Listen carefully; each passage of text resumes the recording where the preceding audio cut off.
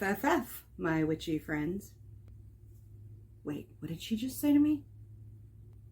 We're going to talk about a witchy benediction, and I'm even going to share a sigil that I created based on this benediction. I'm LaureleiBlack. This is Blade and Broom. Let's get right into that sweet, sweet witchcraft.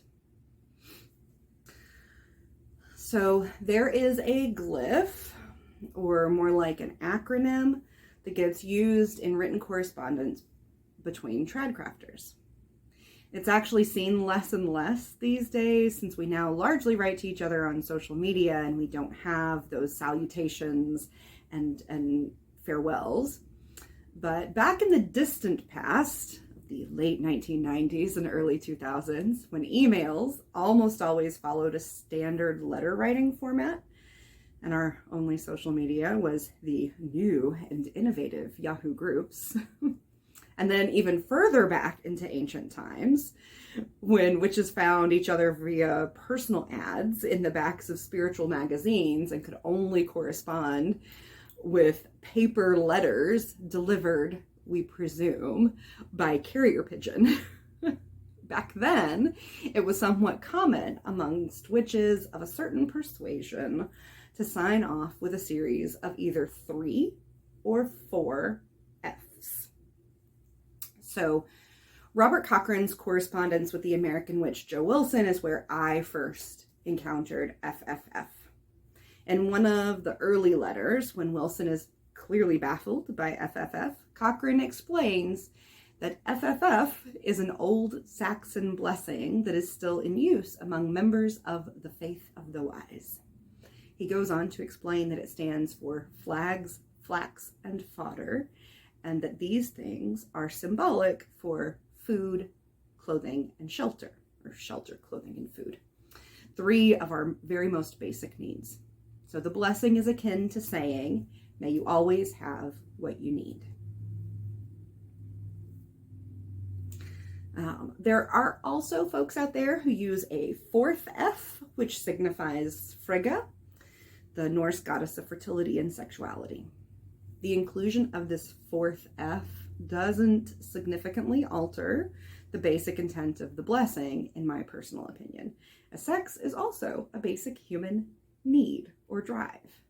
So in Maslow's hierarchy of needs, it's maybe a 2nd tier need, which the survival needs of shelter, food, and clothing are like those base level needs. And then sex is here. I think really whether you're a 3F or 4F person, FFF, FFFF, depends more on your sense of sacred numbers and sacred geometry. Those of us who are very drawn to early Celtic triples tend to be FFFers, while those who like the 4-cornered structure of later influences are FFFers. So a question that gets asked sometimes is this FFF, flags, flax, and fodder, historically accurate? And I don't know, but I still like it. So author and blogger Ian Chambers wrote a lovely article for his Patheos blog, By the Pale Moonlight, exploring the historicity of this blessing, which I'm going to link for you down below. And in that article, he speculates that perhaps some words have gotten shifted over the centuries, like they always do in our ongoing telephone game with the past. So he offers fire, flax, fodder, and frith as an alternate read. And I like this option as well. So for those of you who might not know, Chambers explains that frith is sometimes translated as peace, but it's more nuanced than that. He says frith is the very sustenance of the status quo, including law and justice, honor, social relationships, societal mores and behavior, as well as a condition or state of peace. So, bonus time. I'm going to share with you a sigil that I created around this blessing. As I mentioned, I'm a 3F person, an FFFer. So I created the sigil as a home blessing and protection, but it could be worn as a talisman if you wanted to get crafty and would burn it into a wooden medallion, etch it onto a metal pendant, or stitch it into your clothes or a Putzi bag. And I mean, we are a crafty lot. You can see the 3 lower case F's, which form a triskel surrounded by a triangle, which then forms a dragon's eye. So you could do something similar, although much more squarish with the 4F version, but it tends to come out looking like a filthfot cross or a swastika. And while historically, way yesterday, that was genuinely a symbol of blessing, it isn't that anymore. Not in contemporary Western culture, at least. And symbols are tricky that way, my friends. Their meaning changes over time. And that's just not a symbol that I'm personally comfortable associating with. So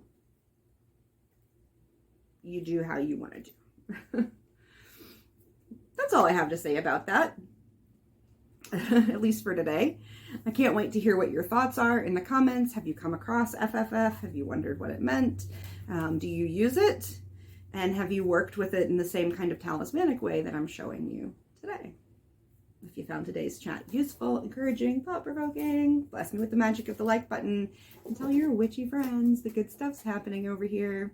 There's always good stuff for you down in the description box below, and I will see you next week. Probably. Bye, friends. Here come I to